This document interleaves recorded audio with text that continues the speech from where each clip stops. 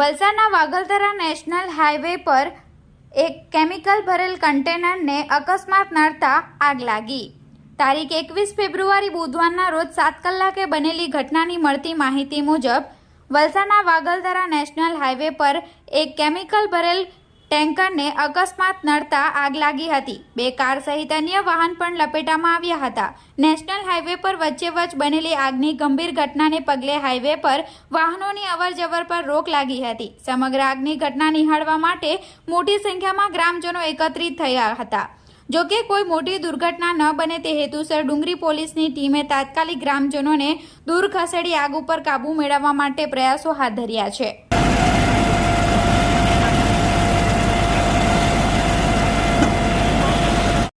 Petrol लेवा गेलो એને પેટ્રોલ ક્લાસ થઈ ગયેલું એને નસીબ ખરાબ પેટ્રોલ થઈ ગયું એટલે સાઈડમાં મૂકી દીધી।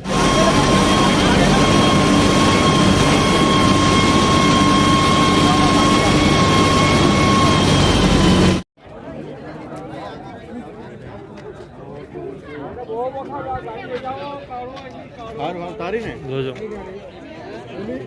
हाँ नहीं वांधो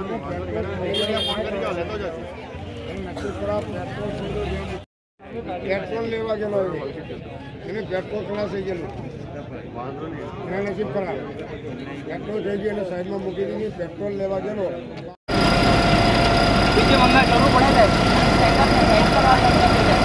બ્લાસ્ટ થતા એમ કે